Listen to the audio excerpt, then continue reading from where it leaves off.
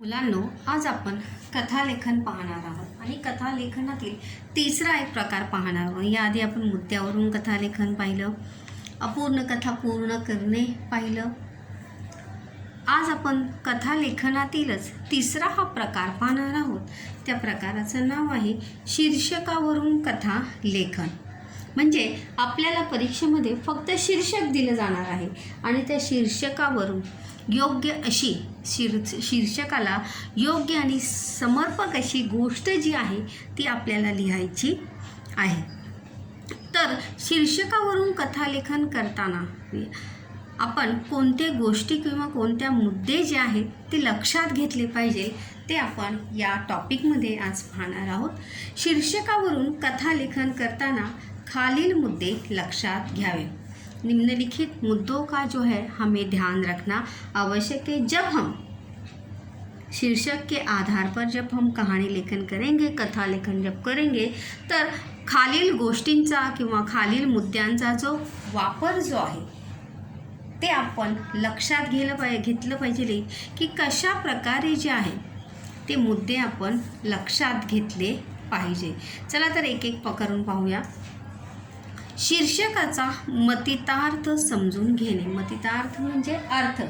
जो हमें टाइटल दिया है वो टाइटल में से हमें क्या अर्थ पता चलता है, म्हणजे त्या शीर्षकातून कोणता अर्थ सांगायचा आहे. क्योंकि जैसा शीर्षक है वैसे ही हमारी कहानी जो है वो होनी चाहिए. अगर आपली गोष्ट किंवा आपली कथा जर तशी नसेल तर आपली गोष्ट कहानी जो है हमारी क्या होती, गलत होगी.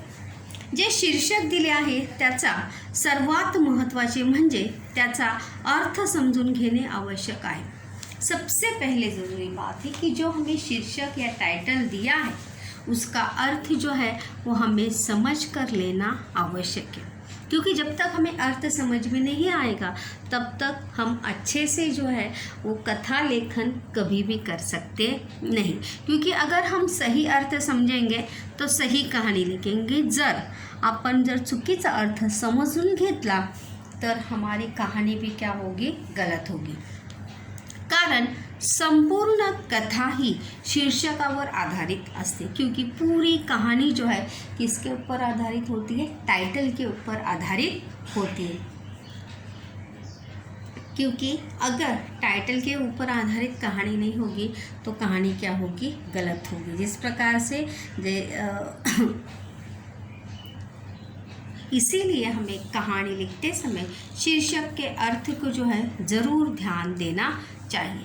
दूसरा आहे शीर्षकाच्या अर्थाला समर्पक कथा लिहिणे. जो शीर्षक दिया है उसी के अनुसार समर्पक म्हणजे योग्य ऐसी कहानी जो है, समर्पक यानी क्या, योग्य ऐसी कहानी जो है हमें लिखणे. जी कथा आपण लिहिणार आहोत ती शीर्षकाशी समर्पक असावी. शीर्षक के साथ मेल खाने वाली कहानी जो है हमारी होनी चाहिए.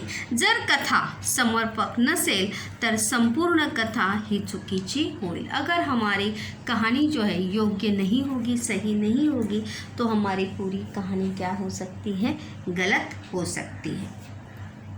त्यामुळे योग्य कथेची मांडणी आणि रचना जो है वो करना आवश्यक आहे. त्यामुळे सही कथेची मांडणी जी आहे ती करणे काय आहे, आवश्यक आहे, महत्त्वाचं आहे. जर आपण योग्य मांडणी केली नाही, रचना केली नाही तर आपली कहाणी गोष्ट जी आहे ती काय होणार आहे, चुकणार आहे. कथा ही शीर्षकातच दडलेली असते. कहानी जो है वो शीर्षक में ही छिपी होती है. क्योंकि जैसा शीर्षक होता है वैसे ही कहानी होती है और उसी के आधार पर कथा ही शीर्षकात दडलेलीच असते. तिचा शोध घेणे. कहानी जो है वो टाइटल में छिपी होती है. तिचा शोध आपण घेतला पाहिजे या तिचा शोध घेणे महत्त्वाचे आहे. शीर्षक हे कथेचा आरसा असते. ऐसा कहा जाता है कि शीर्षक या टाइटल जो है वो कहानी का आरसा, मतलब हमें कहानी जो है शीर्षक में ही पता चलती. जैसे हुशार राजा ते या हुशार या शब्दावरूनच आपल्याला कळायला पाहिजे की कहाणी जी आहे किंवा गोष्ट जी आहे कशावर आधारित असली पाहिजे, हुशार राजावर आधारित असली पाहिजे और पूरी कहानी उसी के ऊपर बेस होनी चाहिए. जैसे कहाणी मूर्ख मुलगा जर टायटल असेल तर आपली गोष्टसुद्धा मूर्ख ये इस शब्द के साथ ही जुड़ी होनी चाहिए किंवा संपूर्ण गोष्ट जी आहे मूर्ख या शब्दाशी निगडीत असली पाहिजे. त्यामुळे त्यातून प्रतिबिंबित होणारी कथा लिहिणे अपेक्षित असते और इसीलिए उस शीर्षक के माध्यम से प्रतिबिंबित होने वाली, तैयार होने वाली ही कहानी जो है वो हमें लिखना आवश्यक आहे आणि तशीच गोष्ट आपण लिहिणे आवश्यक असते. शीर्षकावरून कथा लिहिताना सुद्धा कथेची मुद्देसूद मांडणी करावी. जब हम शीर्षक के आधार पर जब भी हम कहानी लेखन करेंगे तभी भी हमें जो है इन सभी बातों का ध्यान रखना आवश्यक है कि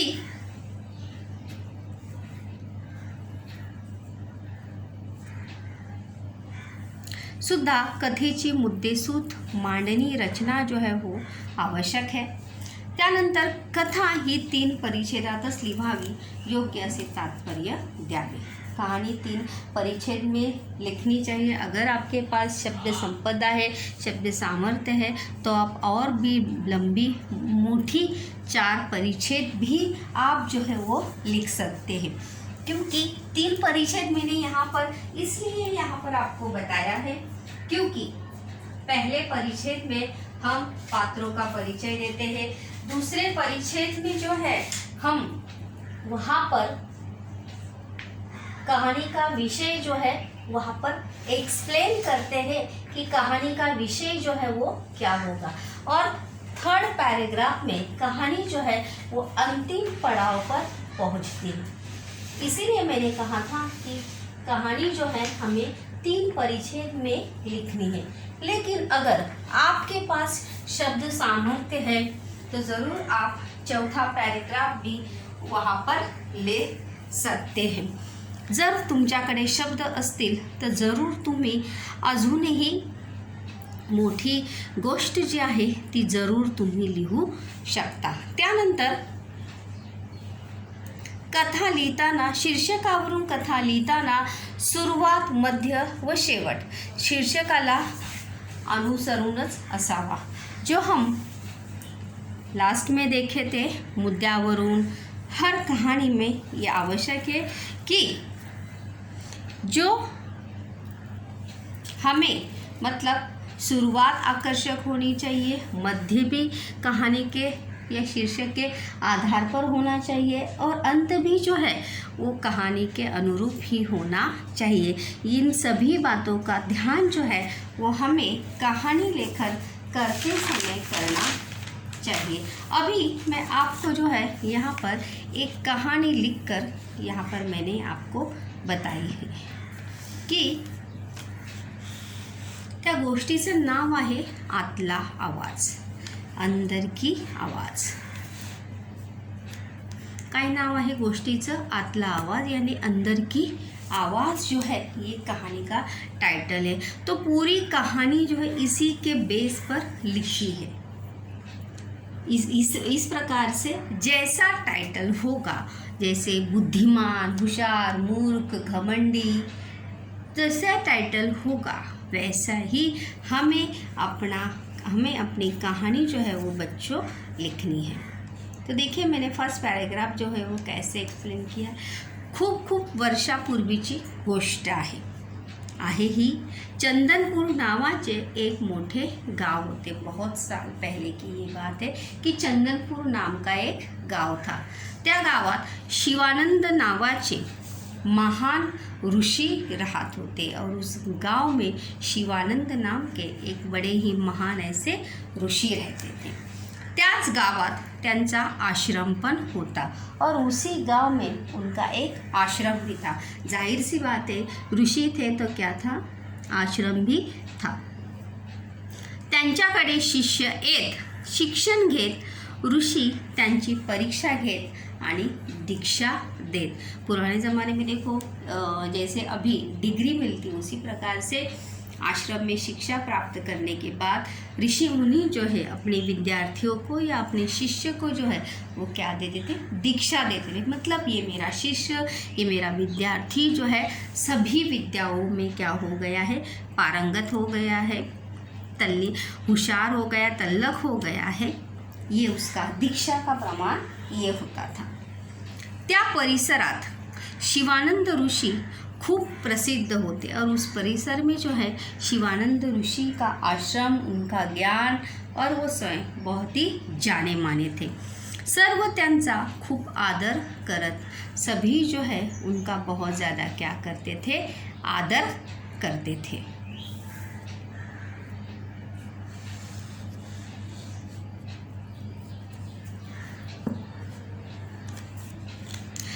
त्यांच्या आश्रमात, अभी यहाँ पर हमें सेकंड पैराग्राफ, हम कहानी को डिस्क्राइब करेंगे। सेकंड पैराग्राफ में आतला आवाज जो आहे तो काय सांगणार आहे तो आपण यामध्ये डिस्क्राइब करणार आहोत।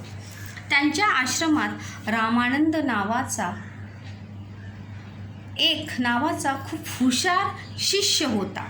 त्याचे शिक्षण संपले, ऋषींनी त्याची परीक्षा घेतली और सभी विद्यार्थियों की तरह, सभी शिष्यों की तरह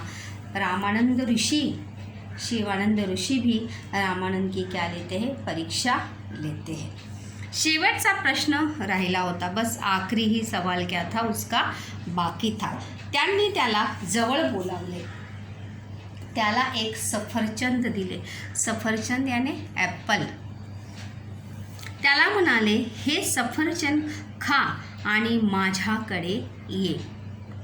तो निघाला, तेवढ्यात त्यांनी रामानंदला थांबवले आणि म्हणाले, यहाँ पर शिवानंद ऋषि जो है अपने शिष्य की यानी रामानंद की परीक्षा लेना चाहते थे, कसौटी लेना चाहते थे, उसको जांचना चाहते थे कि मेरे पास से जो ज्ञान उसने प्राप्त किया है, जो उस ज्ञान को उसने अपने अंदर जो है उसे स्वीकार किया है या नहीं, या सिर्फ ज्ञान जो है उसने सीखा है उसको उसने अंगीकार लेते कि उसका स्वीकार जो है उसने खुद के लिए किया नहीं। इसीलिए जब रामानंद सफरचंद लेकर जाता है तभी स्वामी जो है उसे ऋषि जो है उसे रुकाते हैं और कहते हैं, पण लक्षात ठेव, उसे रुकाते हैं और कहते हैं, पर लक्षात ठेव यानी ध्यान में रखो। हे सफरचंद खाताना तुला कोणीही पाहता कामा नहीं।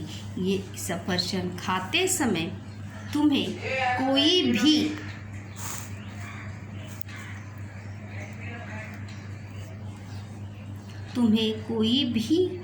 जो है देखना नहीं चाहिए, या किसी ने भी तुम्हें देखना नहीं चाहिए। ऐसे जगह पर तुम्हें वो सफरचंद को या सेब को तुम्हें खाना ज़्यादा। त्याने खूब विचार किया और ऐसा कहकर स्वामी जो है उसे जाने की अनुमति देते हैं और अपने गुरुजी की बात सुनकर वो सोच विचार में पड़ जाता है की अशी कोणती जागा आहे की जिथे मला कोणीही पाहणार नाही। तो आश्रमापासून दूर गेला, आता तिथे कोणीही नव्हते। वो आश्रम से बहुत दूर चला गया क्योंकि उसके गुरुजी ने उसे कहा था कि ये सेब तुम्हें कहाँ खाना है, जहाँ पर कोई भी ना हो ऐसी जगह पर जाकर तुम्हें वो खाना। इसीलिए वो आश्रम से दूर जाता है। आता तिथे कोणीही नव्हते, तरीही त्याने निरीक्षण केले, लेकिन फिर भी वो क्या करता है, निरीक्षण कर देता है, ऑब्जर्वेशन करता है कि यहाँ पर सही में कोई है या नहीं